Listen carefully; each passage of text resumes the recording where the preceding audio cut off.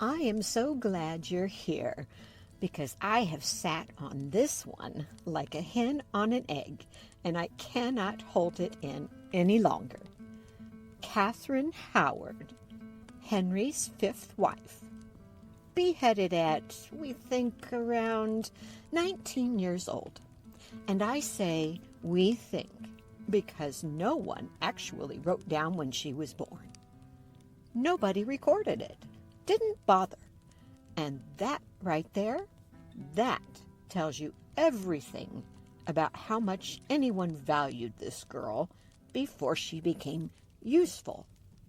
So get comfortable, get your wine, and do not go anywhere, because this one is going to make you furious, and I mean that as a promise.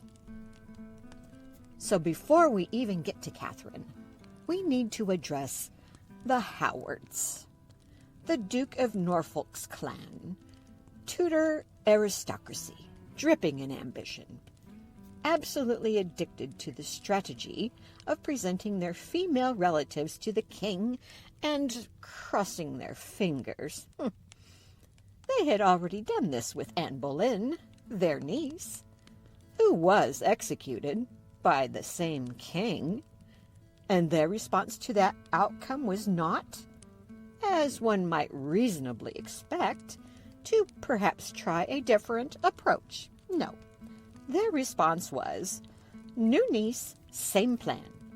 Truly, the audacity is breathtaking, and I say that as someone who is fully in awe of it. Catherine had grown up in her step-grandmother's household, the Duchess of Norfolk.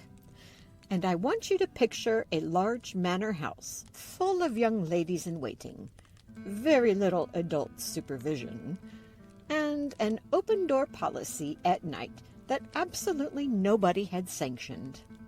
Think less finishing school, more completely unsupervised gap year. The safeguarding situation? Non-existent. I've seen tighter security at the Tower of London, and people were escaping from there. So, Catherine was about 12 or 13. 12 or 13. I need you to sit with that. When her music teacher, a man named Henry Manox, began grooming her. He was an adult. She was a child in his care. And he later told investigators, out loud, to officials, apparently without any awareness of how it sounded, that he knew a privy mark on her body. About a 12-year-old. He volunteered that information. The Duchess of Norfolk found out and gave him a telling off. A verbal telling off. Sent him on his way. Apparently, that was considered a proportionate response. Apparently, no one thought to sit Catherine down and ask if she was all right. Not one person. I would like to have a word with every single adult in that household, and I will not be keeping my voice down. Then along comes Francis Dereham, young gentleman in the household, and Dereham decides he and Catherine are basically a common law situation, calling her his wife, her calling him her husband, sharing a bed in the dormitory, while the other girls pretended very hard to be asleep. We've all been in a shared house. We know exactly how convincing that pretending was. Now here is the bit I need you to file away for later. In Tudor England, pledging yourself to someone and acting on it could legally count as a pre-contract, a binding betrothal, which could mean any future marriage Catherine made was technically already invalid before it started. Nobody explained this to her. Nobody sat her down with the legal implications. She was a teenager in a dormitory, not a barrister. So she arrives at Henry's court carrying this entire situation. Manox, Dereham, the whole chaotic package, like a bag she doesn't know has a hole in it. And the Howards, who absolutely did know, said nothing. They smiled, curtsied, and pushed her forward. Lovely people. Now, Henry is 50 years old, enormous, with a festering leg wound and the emotional regulation of a toddler who's been told no. Meets Catherine Howard and announces she is a rose without a thorn. A rose without a thorn. This man had divorced 2 women, executed one, watched another die in childbirth, and practically sprinted away from a 4th. 5 marriages deep. And his read on a teenage girl he'd just met was uncomplicated, simple, easy. The self-delusion required for that assessment is honestly staggering. It's almost impressive. He married her after he had annulled his marriage to Anne of Cleves, literally weeks before. Weeks. He didn't even take a long weekend. Just done. Next. Here's your ring. Brilliant. And fine. For a while, he was happy. Genuinely cheerful. Actually, called her his jewel. Gave her gifts. Showed her off. And Catherine was surrounded by every Howard cousin and ally using her access to get titles, favors, and positions. Of course they were. She was the queen. She was useful. And the moment she stopped being useful, that would be very much her problem and not theirs. Okay, I need you to brace yourselves because Catherine, sweet, unsupported, completely out of her depth, Catherine, appointed Francis Dereham as her personal secretary. Dormitory Dereham. She brought him into the royal household and gave him a job title. Did he pressure her? Almost certainly. Was she trying to buy his silence? Possibly. Did she have a single advisor in her corner telling her this was a catastrophic idea? She did not. Because again, nobody was looking out for this girl. You cannot import your entire past into the palace of a paranoid king and expect it to stay quiet.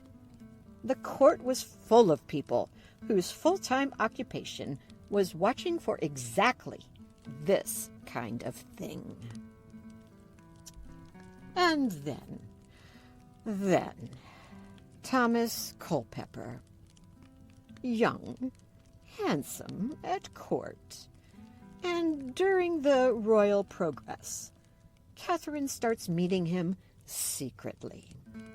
The go-between is Lady Rochford, Jane Boleyn, widow of George Boleyn, a woman who had survived Anne's fall by giving evidence against her own husband and really, truly should have known better than anyone that secret meetings with queens never end well for anyone involved.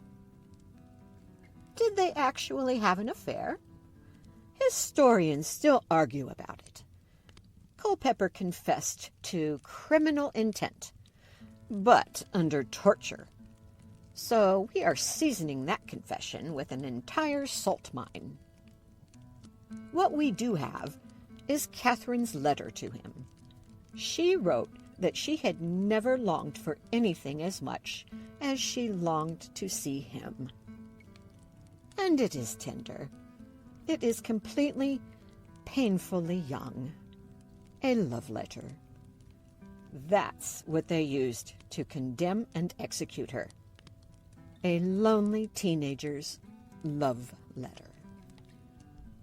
Lady Rochford, when arrested, had what appears to have had a full mental breakdown. Catherine was terrified and contradicting herself in interrogations. Henry was reportedly weeping in the council chamber. For himself, let's be clear, for the humiliation of it all. And the whole thing had collapsed into the most spectacular, tragic mess. Catherine was stripped of her title and locked up at Syon House. She tried to run to Henry at Hampton Court, actually ran down the gallery, screaming his name, begging for the chance to speak to him. Guards caught her and dragged her back before she got anywhere near him. He never saw her again. That gallery at Hampton Court is still called the Haunted Gallery. People report hearing screams there to this day, and honestly, I believe every word of it. Parliament passed a bill of attainder. No trial, no defense, just legislation that said she should die. Henry signed it. Culpepper was beheaded. Dereham was hanged, drawn, and quartered, because apparently the court wanted to be very specific about the hierarchy of blame. Lady Rochford was executed the same morning as Catherine, full breakdown notwithstanding, because Tudor England was not running a wellness program. The night before her execution, Catherine asked to practice laying her head on the block, so she'd get it right, so she wouldn't fumble it. She practiced. She was at most 20 years old. My verdict? Every single adult in Catherine Howard's life failed her. Manox groomed her and walked away with a telling off. The Duchess looked the other way. The Howards dressed her up and sent her in without a word of warning or a shred of protection. And Henry, the man who built an entire church so he could remarry, who had already done this once before, acted shocked. Genuinely shocked that a girl with her history behaved like someone with her history. She wasn't reckless. She was unprotected. There is a difference, and I will die on that hill. Possibly not by beheading, but I will die on it. Now, comments. I want to hear from you. Do you believe she should have known better, or she never stood a chance?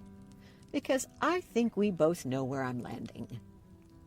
Subscribe if you want more of this, because we haven't even touched Catherine Parr yet, the wife who survived Henry through what I can only describe as elite-level psychological warfare. And that episode is going to be enlightening.